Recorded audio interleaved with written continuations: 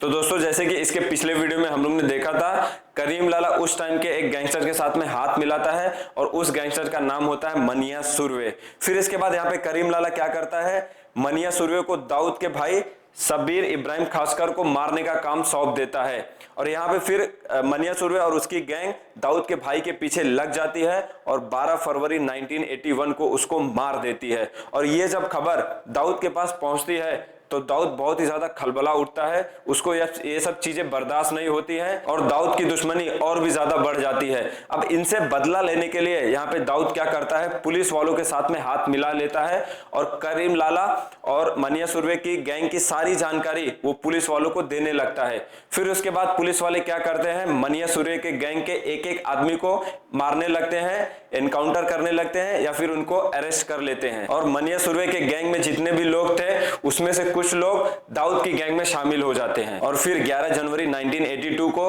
एक एनकाउंटर में मनिया सुरवे मारा जाता है। लेकिन दोस्तों यहाँ पे दाऊद इब्राहिम की जो दुश्मनी थी वो यहाँ पे खत्म नहीं होती है, उसको अपने भाई की मौत का बदला लेना था करीम लाला की भाई के मौत के साथ। और फिर करीम लाला के भतीजे समद खान ने कोई बात पे दाऊद इब्राहिम के भाई नूरा को पीट देता है और ये बात दाऊद को बिल्कुल भी बर्दाश्त नहीं होती है। तो 4 अक्टूबर 1984 को समद खान जब अपनी गर्लफ्रेंड से मिलने उसके फ्लैट में जाता है और फिर जब उसके फ्लैट से वो वहां से वापस लौट के निकलता है तो दाऊद और छोटा राजन और उसके गैंग के लोग इसको घेर लेते हैं और 19 बुलेट इसके सीने में दाग देते हैं और इसको मार देते हैं। और फिर इसके बाद 1986 में दाऊद क्या करता है, करीम लाला के भाई अब्दुल रहीम खान को मरवा देता है और यहाँ पे दाऊद का बदला पूरा हो जाता है। और इसके बाद दाऊद की जो पकड़ होती है वो और भी ज्यादा बढ़ती चली जाती है, उसकी ताकत और भी ज्यादा बढ़ती चली जाती है। और फिर इसके बाद एक एक करके दाऊद ने लगभग सारे गैंग को खत्म कर दिया था या उनको कमजोर कर दिया था। और इसके बाद दाऊद का अंडरवर्ल्ड में नाम बहुत ही ज्यादा बढ़ गया।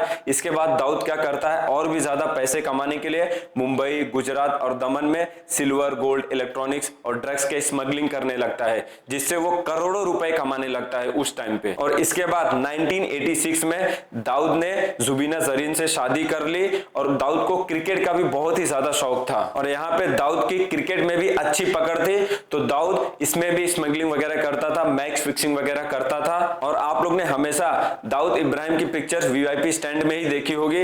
1986 में एक मैच होने वाला था, इंडिया और पाकिस्तान के बीच में फाइनल मैच था, वो शारजाह में होने वाला था। तो वहां पे मैच स्टार्ट होने से पहले दाऊद और इंडियन एक्टर महमूद के साथ ये लोग इंडिया के ड्रेसिंग रूम में जाते हैं और वहां पे दाऊद अपने आप को एक बिजनेसमैन बताता है और कहता है कि अगर इंडिया ये मैच जीत जाएगी तो वो हर एक इंडियन प्लेयर को एक एक टोयोटा कोरेला गिफ्ट करेगा। लेकिन उसी समय कपिल देव जो कि इंडिया के कैप्टन थे वो वहां पे नहीं थे, वो प्रेस कॉन्फ्रेंस के लिए बाहर गए हुए थे। लेकिन जैसे ही वो वहां पे एंट्री लिए तो उन्होंने इस इंसान को यानी कि दाऊद इब्राहिम को देखा तो वो पहचान नहीं पाए। वो बोले कि ये इंसान कौन है, इसको तुरंत ही यहां से बाहर निकालो, गुस्से में उन्होंने बोला था। अब Dawood Ibrahim Indian dressing room से बाहर तो निकल जाता है। अब इसके आगे की कहानी क्या होती है हम लोग देखेंगे अपने नेक्स्ट पार्ट में।